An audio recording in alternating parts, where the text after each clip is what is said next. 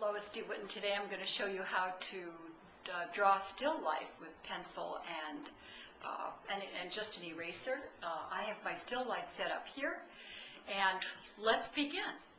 I just want to show you the still life that I'm going to draw today with pencil. I've set up just a simple still life.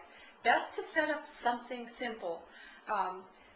Just a few objects. I have a teapot, a cup, and some turnips, and I've used a towel and just to make a few simple folds. Now I'm going to start drawing my still life, and I have my pencils ready, my nice soft drawing pencils. The light here on these objects, it might be easier if you want to use a lamp to illuminate them. I just have light coming from above through the window. So I'm just going to have to really emphasize the shadows. But if you want to, you can set up a light on either side of the still life to create more of a contrast with shadows. Starting a still life, it's very much the same. If you've seen the line drawing video, basically what you want to do is map your objects out first very simply, because you want to make sure that everything fits on the paper. Sometimes I've seen students, they start out very meticulously and they get involved with detail, and all of a sudden they realize that not all of the objects are going to fit. But you have to keep in mind that the total that you're working on, the amount of objects that you're working on, must fit into the composition of the page. And so I'm hoping that this will fit. Let's see if it does. If not, get out the old eraser and start again. And it looks like everything is going to fit quite nicely. You also don't want to have it so the objects are small, so that they're set kind of alone on the page. They're so small that they don't fit on the page. After a while, you will get used to. If you do enough still lifes, you'll get used to the idea of composing the objects on the page. And you'll begin to do it automatically. Now I'm just sketching everything in, and I'm looking at these things very carefully to make sure that they're placed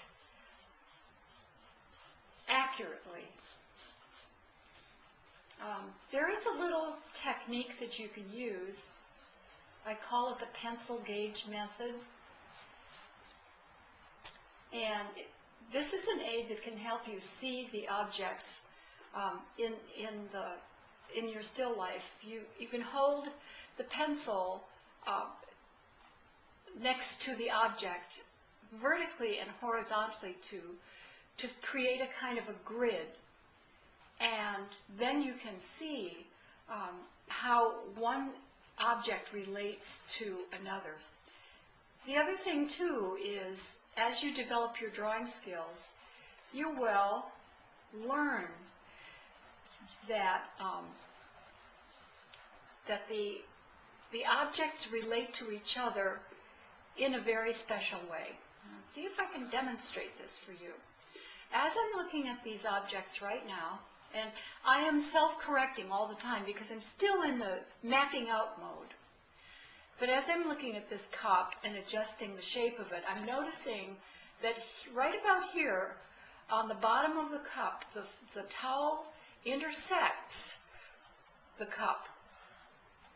So if you can see the object as flat, then you can get a better placement of the objects that you're drawing. I'm seeing that actually the fold that's going this way at this angle intersects the turnip right about there, right there, and that this turnip intersects the other turnip right about there. So you can look very carefully to see how the objects relate. This fold intersects this turnip right about there. This will be more evident to you as you start drawing and start becoming acquainted with the objects as you're drawing them.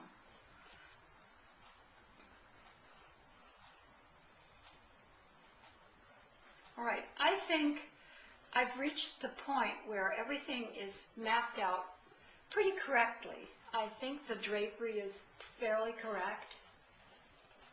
I could tweak it a little bit more, but I don't want to spend too much time because what I want to show you is how to introduce light and dark in the form of cross-hatching in the drawing, and that's what we're aiming at today. There's the edge of the table. And there's the edge of the table right there. So that's pretty much the entire composition down in very sketchy terms, but fairly accurately on the page. So now I can go into it a little bit more and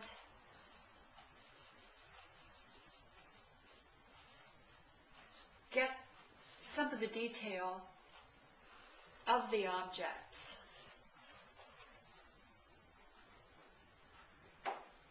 Now, before I go any further, what I'm going to do is start to develop the shadow, which is a good time to do this now. To adjust this a little bit here.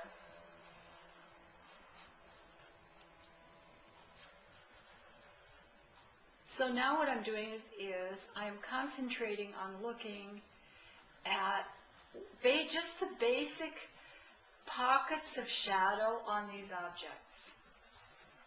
Again, avoid getting into detail right away. And I'm using this cross-hatching method just to block in the shadow right now. There's shadow here.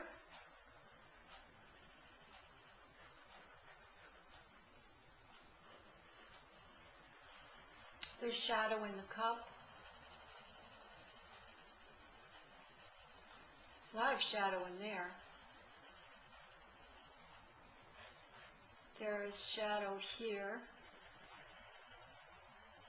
Also keep in mind that I'm leaving off dealing with any kind of local color. I mean, the cup itself is blue and the teapot is white. But at this point, everything is monochromatic. I am not really dealing with the color of anything right now. Purple, there's purple in the turnips. And it probably won't in this, because really what we're trying to do is to get the light and the shadow down. And I really want you to see how that works with cross-hatching. And I'm saying that this is a sketch. A sketch can actually be turned into a drawing once you get the whole thing mapped out and keep on working on it.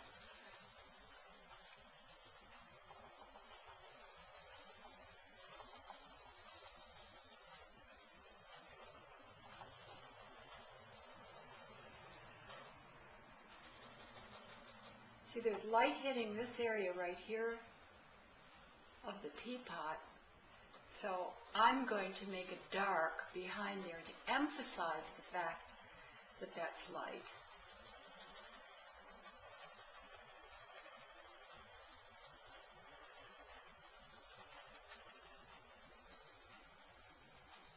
And then there's really quite a bit of shadow right under this handle of the teapot.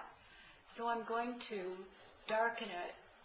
So that's my message to myself, that is a shaded area right there. There's a lot of shadow here too, under the lid.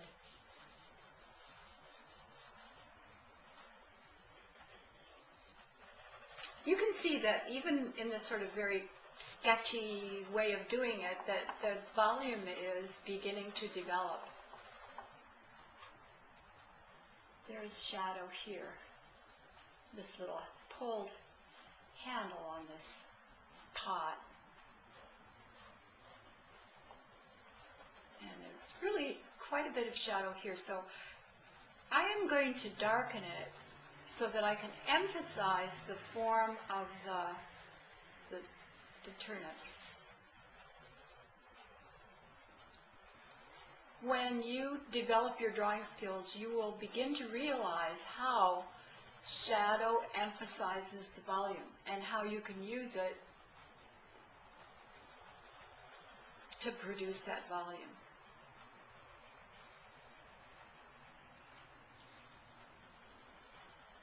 Right here is an area that it actually has quite a bit of different kinds of reflected shadows in there, but I am going to make it, I'm just going to simplify it now, because this is just a simple sketch. This actually is the kind of sketch you may use to either develop a drawing, a very detailed drawing, or to develop a painting and get the idea of how the light and shadow play in a monochromatic way before you even start with the color.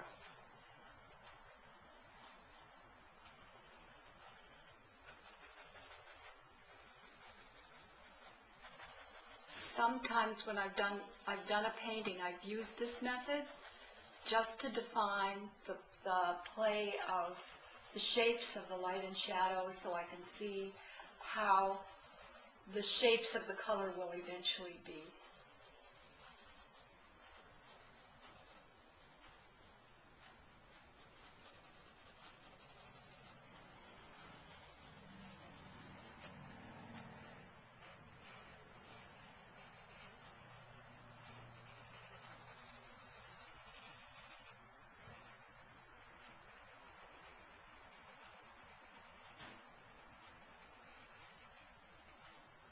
And that's just, probably I'm not going to develop that lid very much further. I, could go into more detail, but again, this is just a sketch to show you.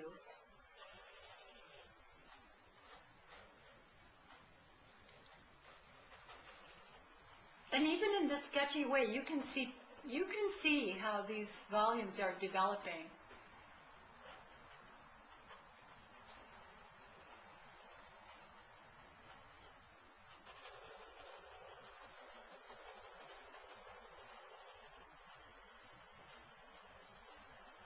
The more and more you develop the line, the rounder the objects will become, the more space there will be.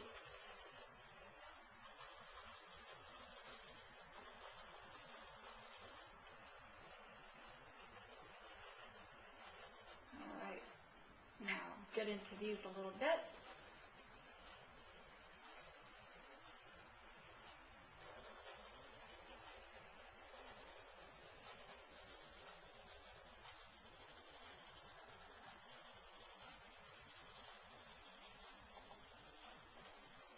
Make those folds darker, actually darker than they are. So again, to emphasize the volume. This is the background, so I want to make this a little darker so that the light forms stand out. This is a fold here, so again, I'm going to gray it down so I can emphasize the turnips.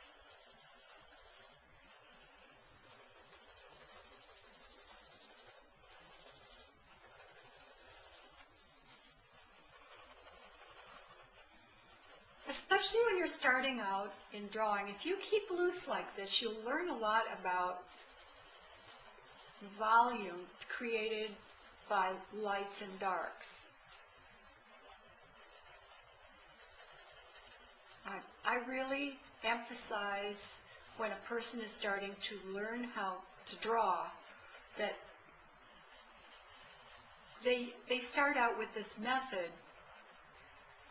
Instead of, it seems to be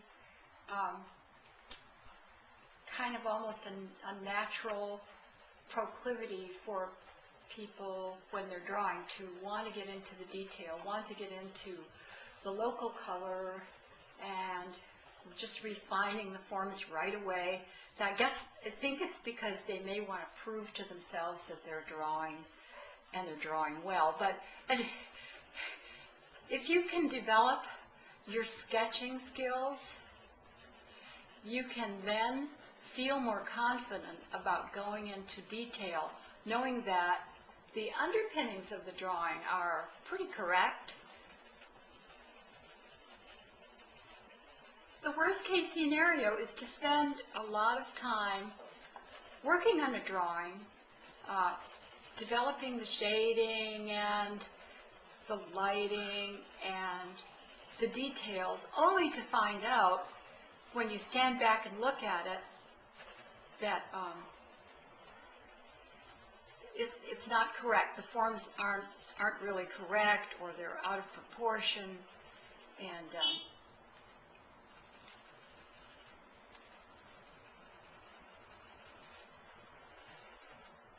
I'm thinking that this pot right here is probably just about as developed as it's going to get in this drawing right now. Again, just to indicate, here's a big shadow right here, so I'll block that in. Big shadow. There's a shadow under here. Just block that in like that.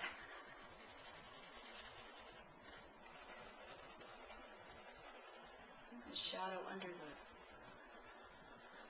turnip. It's important to have a good drawing pencil. I think I say this in every video.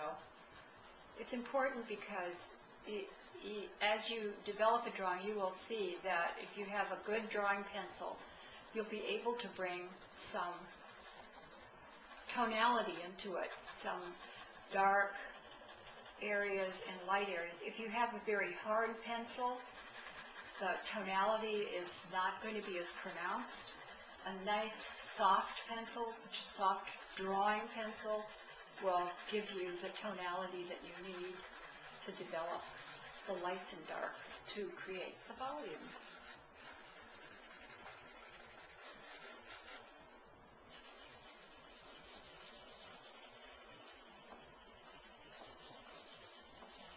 And you can see how just working and reworking these forms, the tonal buildup starts to produce a volume.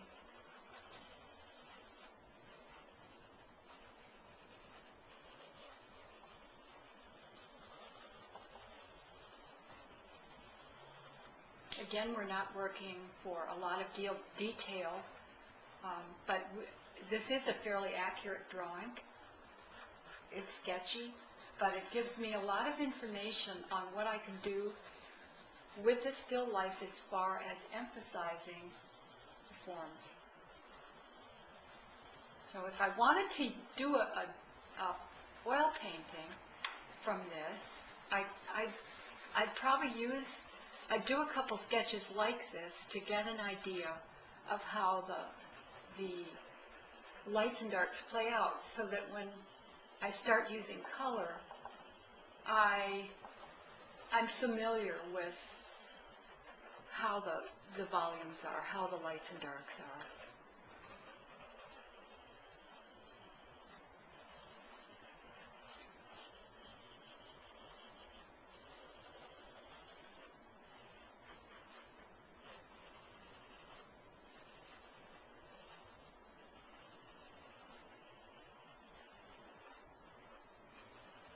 The more you work on it, you can see that you can build up some really dark areas.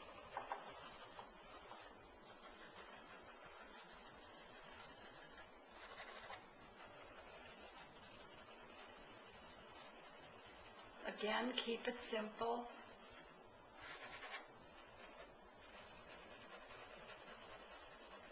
See, this area right here, you can see that you don't need much to show how that fold goes. just a few simple cross-hatched lines will give you the idea of how that fold is. You do the same here. Emphasize that a little bit more. I think that I'm just about complete with this as far as I want to go with just a sketch. Maybe bring in a little shadow here. Now, if I were going to do a oil painting from here, from this particular sketch, I may consider making this whole area here, blocking it in with color, maybe a dark color, to sit everything down on up the plane of the table. And this drawing can certainly be my reference, because what I'm doing right now is I'm saying, yeah, I'm going to make this dark right here. And I will probably make this dark here.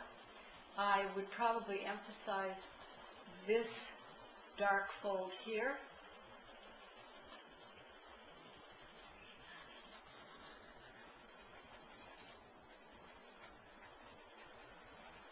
Bring the darks in a little bit more here to emphasize the shapes of the turnips.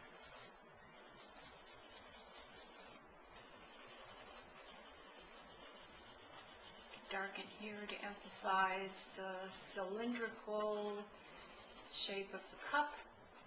And this could be grayed out a little bit more just to emphasize